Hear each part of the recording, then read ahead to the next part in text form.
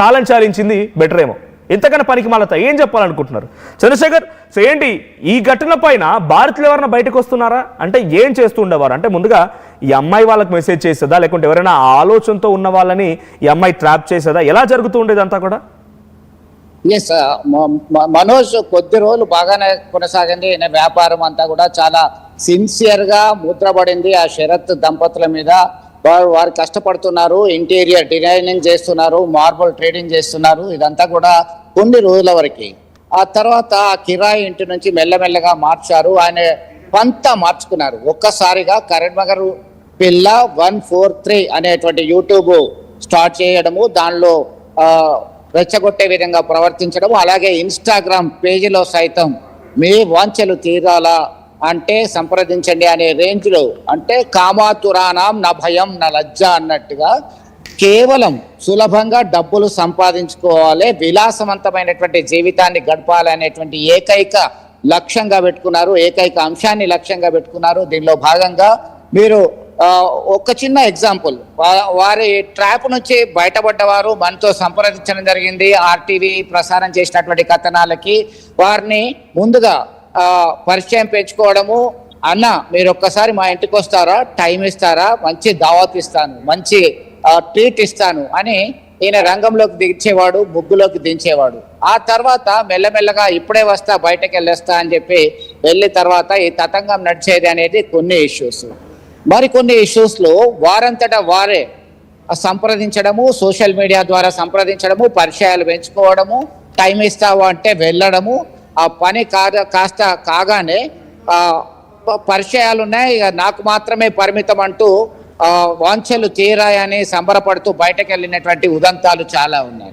ఒక్కరు కాదు, ఇద్దరు కాదు, దాదాపు 1200 మందిని ట్రాప్ చేశారు. దీనిలో 400 మందితో సన్నిహిత సంబంధాలు నెరిపినట్టుగా తెలుస్తున్నటువంటి పరిస్థితి. ఒక్కసారిగా వాళ్ళ లైఫ్ స్టైల్ చేంజ్ అయిపోయింది. డబ్బులు గూగుల్ పే, ఫోన్ పే, ఇతరత్ర అకౌంట్కి ట్రాన్స్ఫర్ చేయడం ఇట్లా కుప్పలుగా వస్తున్నాయి. దీని అంతటికి కారణం ఏంటంటే ఆ బెడ్రూమ్లో సీసీ కెమెరాలు ఇన్స్టాల్ చేయడము, ఆ సీసీ కెమెరాతోని ఇతని భర్త ఫోన్కి అటాచ్ చేసి ఉండడం వల్ల ఆ పని అంతా అయిపోగానే ఆ బాధితుని నెంబర్ ఎట్లాగా ఉంటుంది, హలో బ్రదర్ మీరు ఇన్ని డబ్బులు పంచండి లేదంటే మీ బతుకు బయటపడుతుంది, బండారం బయట పెడతాను, మీరు చేసినటువంటి శృంగార చేష్టలకు సంబంధించినటువంటి ఎవిడెన్స్ నా దగ్గర ఉంది అని చెప్పేసి బెదిరింపులకు పాల్పడేవారు, బ్లాక్మెయిల్ చేసేవారు. దీనికి సంబంధించి కేవలం కరీంనగరే కాదు, తెలంగాణ రాష్ట్ర వ్యాప్తంగా పలు ప్రాంతాల నుంచి ఇక్కడికి వచ్చి వెళ్ళేవారు. చంద్రశేఖర్, సుమారుగా మీరు అంటున్నట్టుగా 1500 మంది బాధితున్నారంటే ఇది ఒక రోజో 2 రోజులో, వారం రోజులో, నెల రోజులో అయిన తతంగం కాదు. ఎన్ని రోజుల నుంచి జరుగుతుంది తతంగం అంతా కూడా?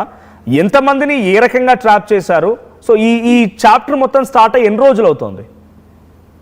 ఆల్మోస్ట్ 2 సంవత్సరాల నుంచి చాలా సీరియస్ గా వ్యవహారం కొనసాగుతుంది. ఈ 2 సంవత్సరాల నుంచి బాధితుల సంఖ్య రోజు రోజుకు పెరిగింది. వీళ్ళు జ్యుడిషియల్ రిమాండ్ అయిన తర్వాత పోలీసులు వీరి బాధితులు ఎవరెవరు ఉన్నారు, ఎందుకంటే కరీంనగర్ కు చెందినటువంటి వాళ్ళే కాకుండా తెలుగు రాష్ట్రాలకు సంబంధించిన పలువురు ప్రముఖులు ఉన్నారు, వైద్యులు ఉన్నారు, గ్రనైట్ వ్యాపారులు, ఇతర వ్యాపారులు, రియల్టర్లు, పొలిటీషియన్స్, వీళ్ళందరూ కూడా ఉన్నారు అనేటువంటి సమాచారం వస్తున్నటువంటి నేపథ్యంలో వాళ్ళ యొక్క ఫోన్ ఇప్పటికే సీజ్ చేశారు. వీరు కస్టడీకి తీసుకున్న తర్వాత మరింత సమాచారం వచ్చేటువంటి అవకాశం ఉంది. ఎందుకంటే మనోజ్ చాలా మంది కాపురాలు కూలిపోతాయి, తమ బతుకు బస్టాండ్ అవుతున్నది, బజార్న పడాల్సి వస్తుంది అని తేలు కుట్టిన దొంగల్లాగా వాళ్ళు అక్కడనే బదట పడుతున్నారు. వాళ్ళు చెప్పుకుంటే పరువు పోతుంది, ఇంట్లో ఫ్యామిలీ డిస్ప్యూట్స్ స్టార్ట్ అవుతాయి, టోటల్ గా ఆగమాగం అయిపోతుంది లైఫ్. లేదంటే డబ్బులు. చంద్రశేఖర్, వాళ్ళు ఇంత బలంగా అక్కడ వాళ్ళు చేస్తున్న బిజినెస్ నష్టాల్లో ఉంది, అనుకున్న స్థాయిలో వాళ్ళకి ఏ మాత్రం ఫలించలేదు, పిల్లలు ఉన్నారు, పోనీ ఆ చూసే వాళ్ళకి అనిపించలేదా?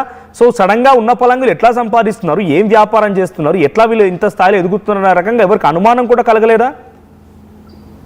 ఎస్ సార్, మీరు అన్నది వాస్తవము. ఎందుకంటే ఎప్పుడు కూడా బిజీగా ఉన్నట్టుగా నటించే వాళ్ళు యాక్టివిటీస్ అన్ని హడావుడిగా బయటకు వెళ్ళడము, రావడము, పలు రీల్స్ చేయడము, టోటల్ గా సోషల్ మీడియా ఇన్ఫ్లుయెన్సర్ లాగా అవతారం ఎత్తినట్టు చెప్పడము, ఇవన్నీ కూడా చాలా ట్రెండ్ సెట్ చేసినట్టుగా ఆ కపుల్ అందరూ కూడా వ్యవహరించారు. ఆ కపుల్ వ్యవహార శైలి ఏంటంటే బిజినెస్ బాగా నడుస్తుంది అని చెప్పి నమ్మించారు. దీనికి సంబంధించి సులభంగా డబ్బులు వస్తున్నటువంటి నేపథ్యంలో ముందుగా కాస్త వ్యతిరేకించినప్పటికీ ఆ తర్వాత సరెండర్ అయినట్టుగా తెలుస్తుంది. వీరిద్దరు కూడా కలిసి ఒకరికొకరు కోఆపరేట్ చేసుకుంటేనే ఈ వ్యవహారం, ఈ దందా అనేది నడిచింది. ఇప్పటికే ఉమ్మడి కరీంనగర్ జిల్లా కానీ ఎక్కడ కూడా వాళ్ళకి ఒక ఆడపిల్ల ఉంది, తన ఇంట్లో ఒక బాబు ఉన్నాడు, మా ఇద్దరి వైవాహిక జీవితానికి ఇద్దరు పిల్లలు అన్న విషయం ఎక్కడ వాళ్ళకి అసలు ఏ ఒక్క కొసాన కూడా కనిపించలేదా? ఆ సిగ్గనిపించలేదు చేయడానికి ఈ ప్రవర్తన కూడా? అదంతా ఏం లేదు, ఒకటే గోల్, లగ్జరియస్ లైఫ్ లీడ్ చేయాలి, డబ్బులు బాగా సంపాదించుకోవాలి. ఏం చేసుకున్నా పర్వాలేదు, ఎప్పుడో ఒకసారి తప్పు చేసిన వాడు ఖచ్చితంగా దొరుకుతాడని చెప్పి వాళ్ళకి తెలుసు. ఎందుకంటే ఇటీవల కాలంలో మెట్పల్లి ప్రాంతంలో హానీ ట్రాప్ చేసినటువంటి పరిస్థితుల్లో 5గురిని పోలీసులు అరెస్ట్ చేశారు. వారికి సంబంధించి 10 లక్షల రూపాయలు బాధితుల దగ్గర వసూలు చేశారు. అది ఇష్యూ వేరే. కరీంనగర్లో కూడా ఇట్లాంటి పరిస్థితి ఉన్నాయి, గతంలో జరిగాయి. తెలుగు రాష్ట్రాల్లో ఇవన్నీ కూడా మనకు రోజు రోజు ఇక్కడ అక్కడ అనే తేడా లేకుండా మనం చూస్తున్నటువంటి పరిస్థితి మనకు తెలుసు మనోజ్. అయినా ఇదంతా కూడా మేనేజ్ చేస్తూ డబ్బులు వస్తున్నాయి, కానీ ఈ దందా కంటిన్యూ చేద్దాం, అవసరమైతే విస్తరిద్దాం, లేదంటే ఆపేద్దాం. Chandrashekar, get back to again.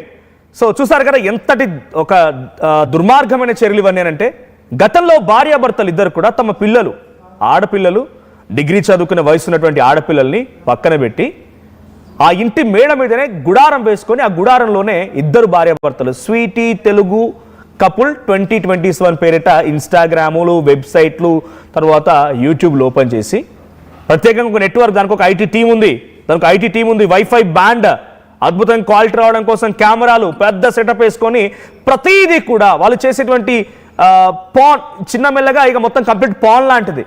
Photo పంపించాలంటే 500, లైవ్లో వాళ్ళు చేసేటువంటి శృంగారం చూడాలంటే 2000 రూపాయలు. ఈ వార్తని మీకు చెప్పడంలో మా ఉద్దేశం ఒకటి ఏంటంటే, మీ ఇంట్లో మీ చుట్టుపక్కల పరిసర ప్రాంతాల్లో కూడా ఎవరైనా యువకులు కానీ పెద్దవారు కానీ, ఇక్కడ వయసుతో సంబంధం లేదు, ఇర్రెస్పెక్టివ్ ఆఫ్ జెండర్ కూడా, ఆడవాళ్ళు మగవాళ్ళని తేడాలు ఏం లేవు. సో వాళ్ళంతా కూడా బాధితులయ్యే అవకాశం ఉంది. తెలుసో తెలియకో ఈ ట్రాప్లో పడవచ్చు. సో ఇటువంటివి చేసే ముందు ఒక్కసారి మీరు ఒక గమనించండి. ఇది మిమ్మల్ని తప్పుపడ్డామని కాదు, జాగ్రత్త మాత్రం చెప్పే ప్రయత్నం ఆర్టీవీ చేస్తోంది. మీ ఇంట్లో అటు అబ్బాయిలున్నా అమ్మాయిలున్నా పిల్లలున్నా కొంత మీకు వాళ్ళపై అనుమానం అనిపిస్తే ఆ ఫోన్లు చెక్ చేయండి, తప్పేం లేదు. అరే ఏం చేస్తున్నారు నాయన, ఈ ఇన్స్టాగ్రామ్ ఏంటి, ఎవరితో చాటింగ్ చేస్తున్నావు, ఎవరితో మెసేజ్ చేస్తున్నావు, ఏంటి పనికి మళ్ళీ పని అడగండి, తప్పేం లేదు. స్వేచ్ఛ, ఇండిపెండెంట్ ఉంటుంది. ఇండిపెండెంట్ ఎంతవరకు ఉండాలి? వాళ్ళ ప్రాణాలు పోగొట్టుకునేంత వరకు ఉండకూడదు కదా ఇండిపెండెంట్ అనేది. ఆ ఇండిపెండెన్స్ అనేది కొంత పక్కన పెట్టండి, స్వేచ్ఛ చేయండి, కానీ డెఫినెట్గా అడగండి.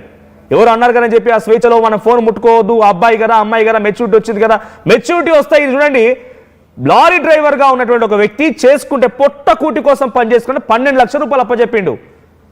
ఆయనకున్న స్వేచ్ఛను ఉపయోగించి. అందుకే కొంత తెలిస్తే కొంత మెచ్యూరిటీ లేకనో ఆలోచించో అనాలోచితంగానో వాళ్ళు చేసే అవకాశం ఉంది. డెఫినెట్గా మనం వాళ్ళు అడుగుదాము, మన వాళ్ళుగా భావిద్దాము, క్వశ్చన్ చేద్దాము, ఇంకేదైనా మార్చుకోమని చెప్పిన తప్పేం లేదు. వాళ్ళు ఎలా తీసుకుంటారో పక్కన పెట్టండి, కానీ వాళ్ళు అలర్ట్ చేసే ప్రయత్నం చేయండి.